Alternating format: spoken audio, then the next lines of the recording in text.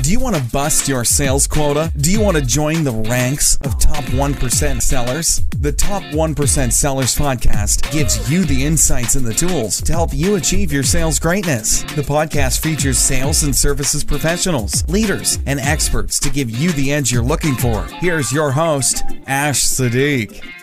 Well, welcome everyone. This is the Top 1% Sellers podcast. My guest today is Doug Devitre. He is the author of Screen-to-Screen Selling, an amazing book with lots and lots of reviews on Amazon.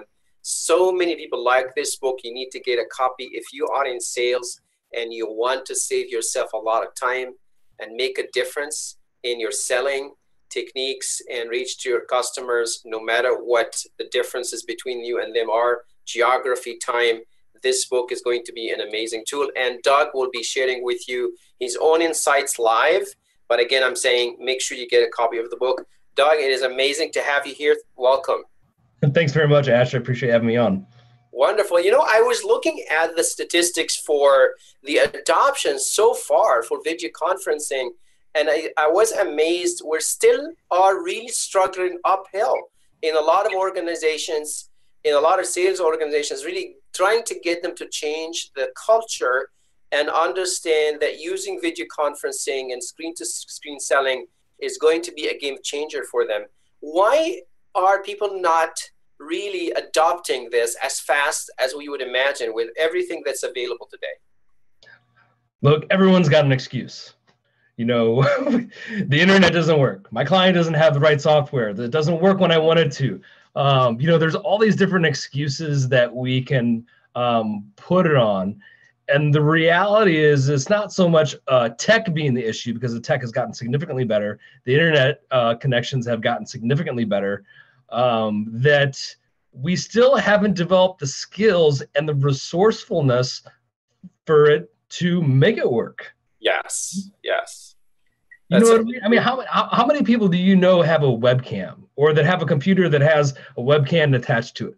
And then if you're going to ask them how many of them can use it successfully, or even have, you know, I'm operating from, you know, the St. Louis Arch today. I mean, yes. One background, I could have a bookcase, or I could have cats hanging off of different things that are a complete distraction. There's all these things that get, oh, you know what? I had to get dressed for my meeting. I had to brush my hair, or maybe I had to brush my teeth. Well, probably don't do that for a video conference.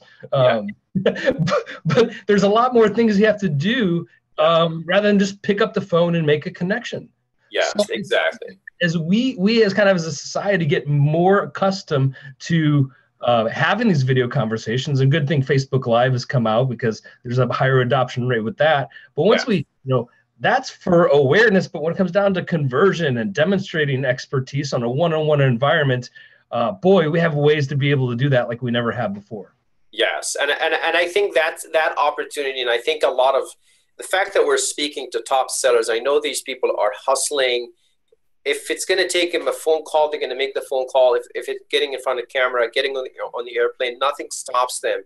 But I want to talk to those folks that may not be using these tools as often as they should, and maybe not as effectively as they should. I think in some cases you see people who are really super users of these tools, and they've gotten so good at them, right?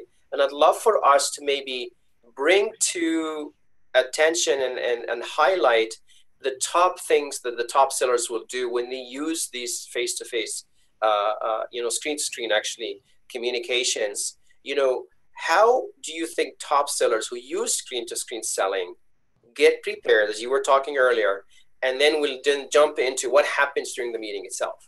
Yeah, you bet. So maybe I can talk about who screen-to-screen selling is not for. You know, because I think that sometimes you really have to make a distinction depending on, you know, what industry you're in, how complex is the buying cycle, how many different steps are involved in the decision-making cycle, you know, where are your customers physically located.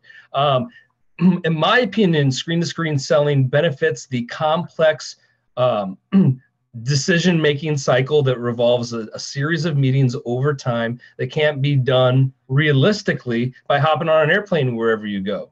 Yes, that makes sense. The more times that you need to have real conversations that are, and again, it's not about you being able to be on this type of channel. What matters is that your customers don't have a whole lot of time. and they don't have the budget to be able to fly you in. Or Yeah. maybe you don't have the expense to be able to go back and forth. So really it's in the customer's best interest that we facilitate these types of meetings, which then gives you the opportunity and more so the permission to demonstrate your, not just appearance, but your intellect in the decision-making cycle that resonates with them, that drives the bottom line.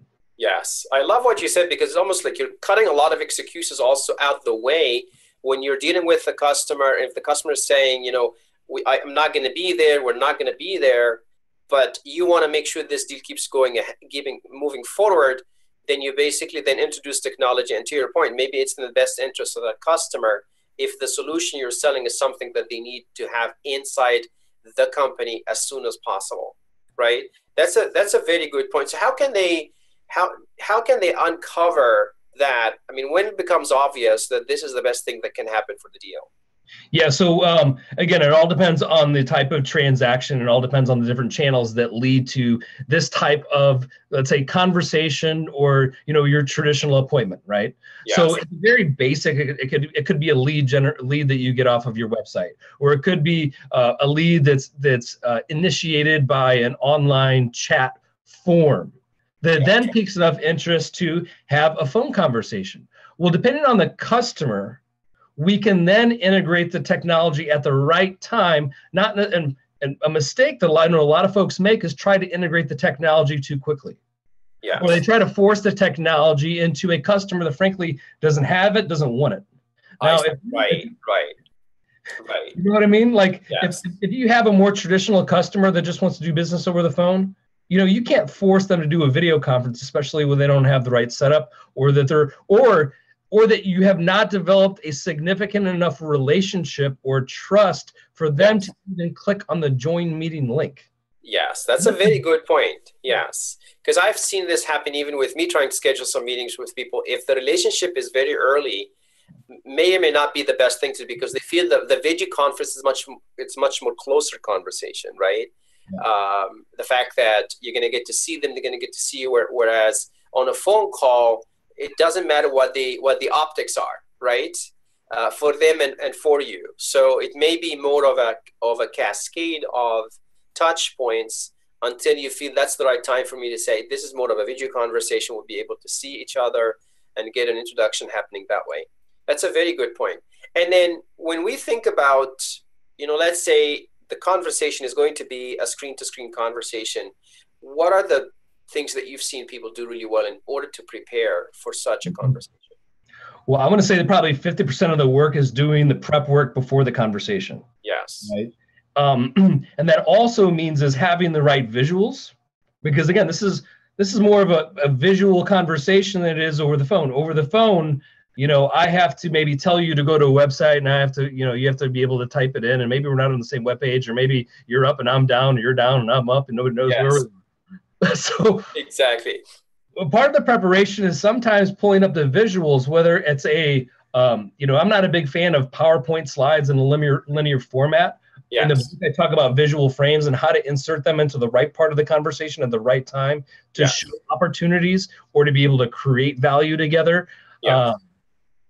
But that's doing a little bit of prep work. So then that way, when it comes down to having this conversation, you're not trying to troubleshoot technology. You're not looking in your file folder to figure out, hey, where's that document I need to be able to show? Because you didn't take the maybe 10 minutes prior to the conversation to be able to pull it up and show them.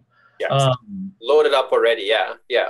And also you have distractions coming in from everywhere. It depends on what your office environment is. You may work in a small cube and there's all kinds of background noise, or maybe you're working in a place that you have an opportunity to have a green screen like this is, or a huddle room, or it's a little bit more private. So all that kind of depends what you have as far as distractions. But I tell you, one of the biggest distractions is being able is the application agility to go back and forth between one app versus another. Yes. So that the internet minute is actually getting smaller and smaller when we're screen to screen. Yes. If I were to fumble around in my briefcase and say, "Hey, Lynn, let me look for the file," there's a little bit more of you're going to be a little bit more patient, because you can't delete me or can't hit the end button, because I'm right there inside of the room. Now you can say get out of here, but you're not going to do that if I'm searching for a file in my briefcase. Yes. But if I'm searching through on my computer trying to find the right visual, you're going to think, gosh, what is this guy doing? Right, exactly. So it puts much higher level of pressure on you to have all that stuff prepared already. Not just having the kind of technical expertise inside the transaction, but the technical skills to be able to kind of communicate what we're talking about in a visual, not just a verbal format. Absolutely. So I'd love for us to then point out to the audience here, because I think that you've touched on 2 points. When is the right time to propose a screen-to-screen conversation? And then I also want us to think about, when you think about a whole deal motion, right, the whole sales motion, and where screen-to-screen selling can become a factor in how we're really kind of pushing that deal through the steps. What have you seen in terms of the best ways of looking at that sales motion and where screen-to-screen selling may come in? So, screen-to-screen selling happens before the deal even starts. Yes. So just like we're doing right now, we're participating in a screen-to-screen environment where you're in another location, I'm in another location. And in the book, I think it's chapter 19, it's called conversational marketing. Yes. Where we record the conversation that's relevant enough for the customer to say, oh, you know what, I have a similar problem. Maybe I need some of that. Yes. So we're using the technology and repurpose it for the marketing side or the awareness to create more awareness to then get on the more one-on-one conversations or the appointment for conversion. Yes. And I've also found that, depending on the buying cycle, it might just be one quick conversation we do by video, or it might be a series of these conversations over time.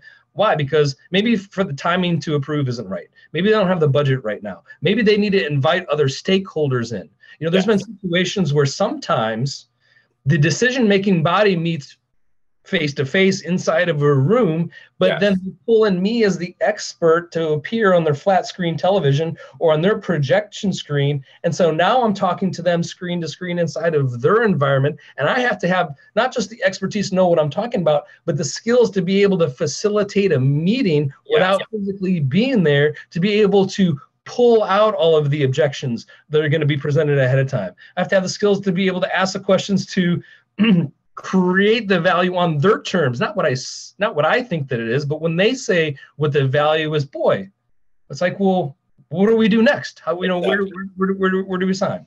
Yes, and I remember from another conversation the fact that the top sellers would actually share with that client what the sales motions are going to be like.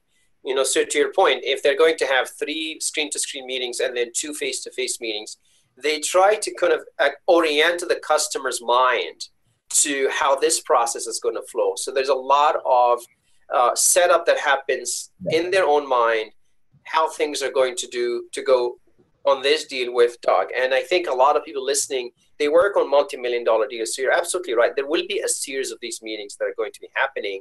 And I think if you think not just ahead one meeting, but ahead across the sales motion cycle, then you're much more prepared. And also, just to kind of throw in there as an extra value add, is the change management that happens internally after the transaction. Yes. So what I mean by that is once you sell them the deal, it's like, now what else? Now what? Yes. And depending on what your role is or how many employees you have to be able to support it, maybe it's you or maybe it's somebody else that acts as the support team to be able to execute the deal. Absolutely. So maybe there's another series of meetings that, especially if the customer is more traditional, I don't do these types of meetings, this is going to be a little bit weird for our leadership at first. We have to really hold their hand in the beginning, find some folks who are the leaders or the exemplary kind of avatars, if you will. Exactly. That really love this and they want this. It's just finally they found somebody from the outside to reaffirm what they've been wanting this whole time. Exactly. You find those types of leaders, and then the change happens a lot, faster. Exactly. You don't have to, that way they are leading the charge. They are demonstrating to others how to adopt the technology. Yeah. No, that makes a lot of sense, and I think that's really why in a lot of organizations, even an organization that's producing a lot of products like Cisco for screen-to-screen selling had to go through that change process, and still until today, a lot of people, you have to remind them, by the way, how about using a WebEx connection, or like in this case, a Zoom connection? You've been teasing the audience a lot since the beginning with the screen behind you. Explain to us a little bit more about how did you get that screen behind you? So, I live in St. Louis, Missouri. That's where I've been born and raised. I moved to Colorado and moved back. Yes. It just shows me who I am and kind of where I'm from. Especially if you're a Cardinals fan, or I don't know, maybe you're a Giants fan. I'm a Cardinals fan. We got the stadium in background. This is a way for me to kind of maybe share a little bit who I am. But all this really is a green screen on the background, and I've got lights that kind of shine around me inside of my office to give me the good lighting. A key point is invest in a good webcam. Logitech sells some really good webcams. And they're always continuously innovating their products. So check them out. But you have to invest in a good quality webcam. Otherwise, you'll get the fuzzy fading. The green screen doesn't necessarily work as well. And that's critically important. A lot of folks don't invest in a good webcam, and they wonder why their quality is not so great. Well, yes, I think what you're saying is if you're a top seller, you might as well invest in lighting. You might as well invest in a very good camera so that wherever you are in the world, you are ready to rock it, right? You look like a superstar in front of the camera, and you can have a very good conversation. People can see you. They can see your facial expressions.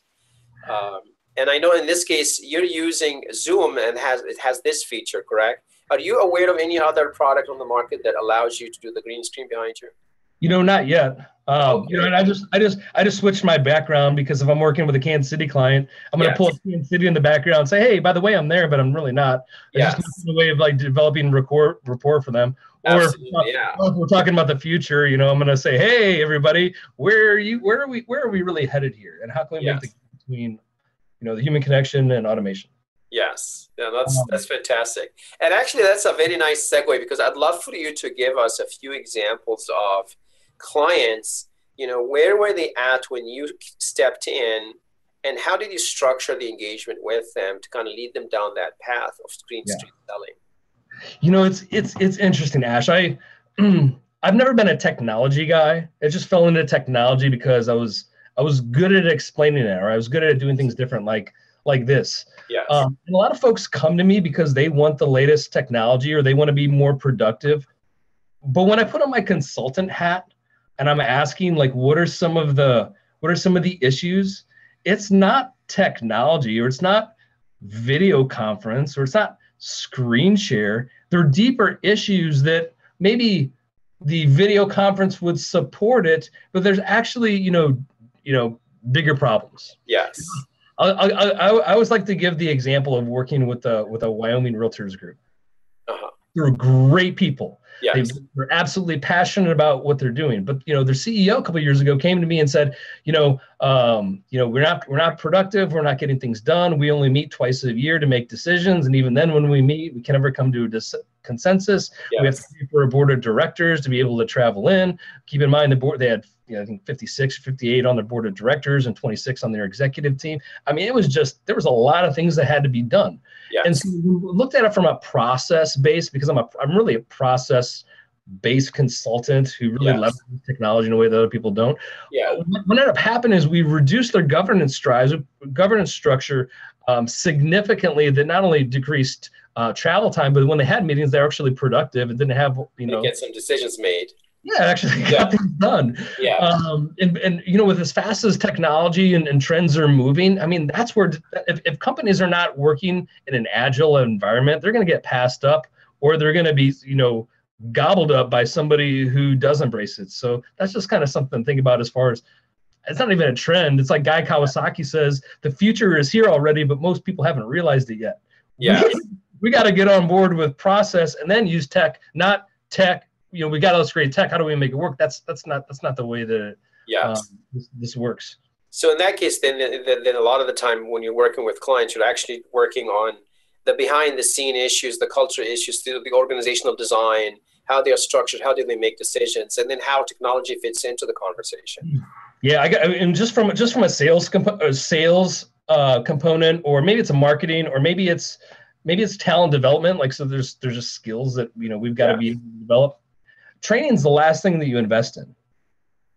Exactly. You have to invest in systems before you invest in training, because why would you train people on outdated systems?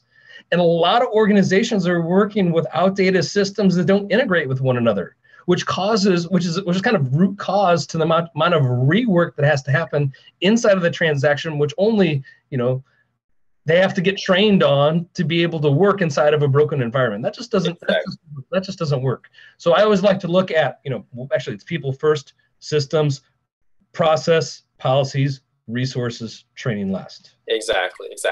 And given the fact that a lot of salespeople are mavericks, right? So some people listening to us may not have the backing and the tools behind them, but we still want them to be able to perform. So let's just imagine somebody listening to us and he's going to take matters into her own hands or his own hands, right? To really become an amazing screen seller. How can that person get prepared mentally first and then sort of take action? What would be your best top advice for them? To prepare, to mentally be prepared. And this is even before this is preparation before the preparation. Yes. And it goes back to the systems. Yeah. There's a lot of new apps. There's like an app a day. And it's like, how do you even keep up with it? I can't keep up with all of it. It's incredible, yeah. So if the app doesn't integrate with what you already have, don't add it. Yes. Yeah. If the platform that you have does not allow integration, replace it.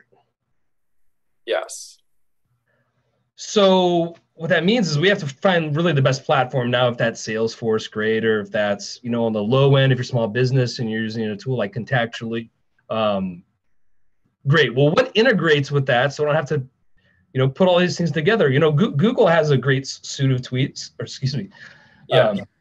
they have a suite of tools that kind of integrate with one another. So like the calendar option and so forth. So you really have to, one thing that I recommend, again, this is preparation before the actual call, is to draw a technology feature map or a technology workflow from the awareness side, so marketing. So maybe the salesperson has to get together with marketing, figure out what are their tools they're using and how does it integrate into the sales cycle. So then I figure out what tools that I'm using. So that way we're not creating a bunch of rework and having to do a bunch of things that, technology could perhaps automate for us. Yes, exactly. Then the preparation for the mindset for the call is how can I, this is more of a question. Yes. Right before the call, how can I mentally, once I've earned the right to present?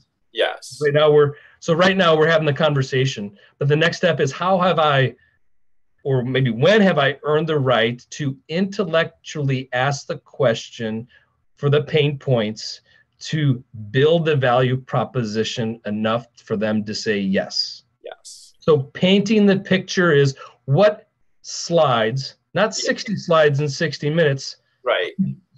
What maybe 1, 2, 3, or 6 slides would I put in that mentally paints the picture? How can I summarize what they say in real time? Because when you write, let's say something on whiteboard in real time, what they've just said, that just shows them that you've actually listened. Exactly. So if they say, well, I didn't say that, or I didn't mean that, they'll go and correct you. And part of that, that's just communication kind of 101. Yes.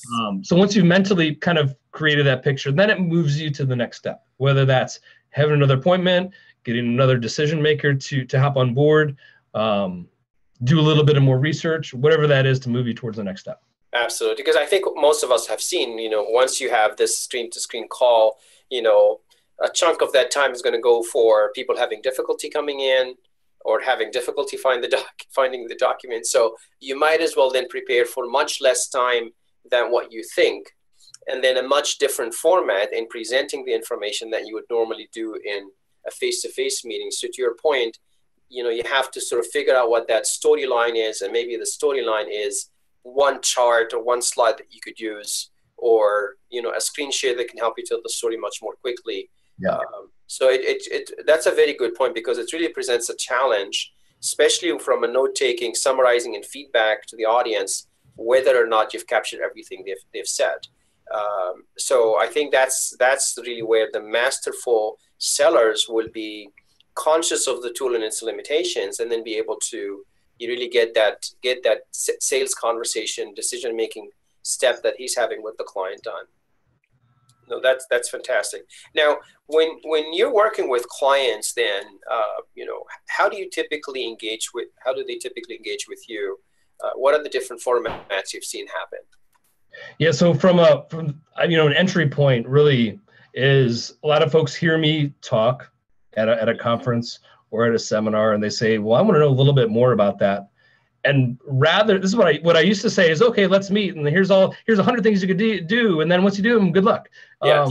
And then I realized, well, wait a minute, maybe they don't need all the 100 things, maybe they just need one or two. Yeah.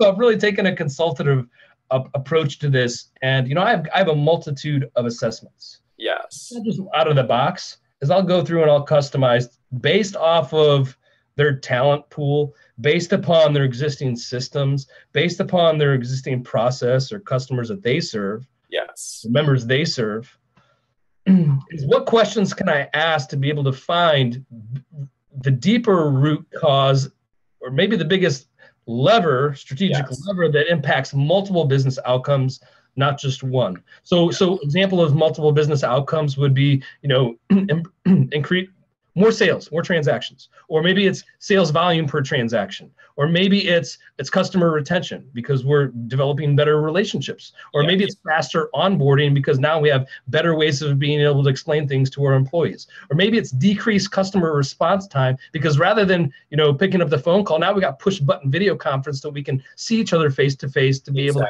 have a better dialogue. So again, until I ask those questions on an assessment, I wouldn't have any idea. I'd just be, shooting blanks as far as what might be the best fit, and frankly, there's a lot of that out there, which you really kind of weed through. Absolutely. I imagine then that in a lot of cases, sometimes you come across the fact that the client does not have the infrastructure for video conferencing, and some of them may want to do a lot of the video conferencing conversations behind their firewalls. What happens in those environments? How do you sort of tackle the fact that maybe from an infrastructure standpoint, they are not equipped to do it? How do you kind of walk them through that transition? Yeah, boy, I mean, gosh, I've worked with large organizations and I've worked with entrepreneurs. Yes. And it's a total different, it's a mindset before it's a skill set, really. Yes. And until leaders understand in the organization what the impact is, until they believe in it, truly believe in it, it's never going to happen. It's not going to happen internally, or it's not going to happen externally. Yes. So if the leaders don't do it, it's not going to work. That's where you need. Yeah. And then you take it from there. No, that makes a lot of sense. And then from screen to screen selling, and you touched on customer success. What other areas are people really making use of screen to screen to maybe do other things, not just from a sales perspective, but and the customer success side, but maybe other areas as well? Have you seen it being used for product development, for example? Yeah, here's the interesting thing as far as let's say as far as curriculum development. Yes. Internally buying training. Do we hire out of the box training, or do we create training internally? Yes. Where does the best training come from? Does it come from the sage on the stage, or does it come from the exemplary performers inside of it that can share some of their best insights to be able to help the entire team? Yes. So as far as packaging or creating a product internally, you can create some really good training, not by instructive learning, but facilitating the learning and making that as packaging that as far as a product. Yes, capturing it. Yeah. On the other side, let's take it out. Let's take it out of the internal. Let's put it back on the external. I think we covered a little bit this earlier. Yes. By using Facebook Live. Yes. Before in the book, Facebook Live wasn't. I wrote the book in 2014, published in 2015. Harris was on the scene, right? That's a good point. But perspective to Twitter versus Facebook, there's a whole lot more people on Facebook and that use Facebook on a more regular basis. Yeah, exactly. So now that Facebook Live has been activated, you're starting to see more people do a lot of their marketing by activating the video. Yes. Now they might not do, they do the video from the phone, or maybe they have headphones or an earpiece plugged in where they're like telling their story and they're making it real. Great. That's one, maybe put in a hashtag to tie it in the channel. Great. Well, maybe now we can take that to the next level, because it's always the next level. How do you outdo the competition? Because what's breakthrough today is competitive tomorrow. So we always have to be ahead of the curve. So, now we have the ability, using some of these video conference tools, is to go live with the green screen, go live with screen share, rather than just hit the button, talk live with a bobblehead. Now we can integrate more. That's a good point. More integrative features into these that differentiate ourselves, compared to everybody else. So up level your preparations, up level the quality of what you're doing. Do it much better than sort of the sort of spur in the moment broadcasting. It should be really thought through, and you can definitely then leverage it for the long term. You can share it with more people and then feel like the quality is going to really speak to what you do and the level of professionalism that you bring to the table. No, I love that. That's awesome, Doug. I think a lot of you will benefit from revisiting a lot of the details in the book, because I think there's a lot in here, especially also, as you said, from a change management perspective, what organizations need to do from a technical perspective to get up and running on screen-to-screen selling, and then leverage it, as you said, in customer success conversations, building training, using the facilitative format, as well as also product development and a lot of other amazing activities that people can do in their organizations. Doug, how can people reach out to you to either have you as a keynote speaker come and lead a workshop for them, or engage with them from a consulting perspective? Yeah, thank you, Ash, for asking. So just really easy, Doug Devitre, and Devitre is actually not the easy part, Devitre, DougDevitre.com, or DougDevitre@gmail.com, or at Doug Devitre, or LinkedIn/in/Doug Devitre. Everything's company name, Doug Devitre. I mean, everything's, it's kind of funny having conversations with, or entering forms. It's always like, it's not all about me, it's more about you, really. Yes. But that's the way that it's put out there. On my link, there's a site to the book. There's a site to some of the consulting services that I've done. Wonderful. So, I mean, there's just so much to choose from. Just you can pick up the phone and call me. I don't know if you want my number, but I'll give it to you. Fantastic. Well, we can definitely include a lot of these links in the show notes as well. And again, I'm going to advise everyone to make sure they grab their copy and reach out to Doug. I think it's really more about getting this executed and done and carried out, and you start leveraging the benefits, not just for you, but for your customer as well. Doug, it's been fantastic to have you here on the show. Really glad that we finally made it happen, and very grateful. Thank you so much for your time. My pleasure. I appreciate the conversation. Thank you very much, Doug. Thank you for tuning in to the Top 1% Sellers podcast. Give us your suggestions and guest recommendations by emailing us at ash@connectwithash.com. Thank you also.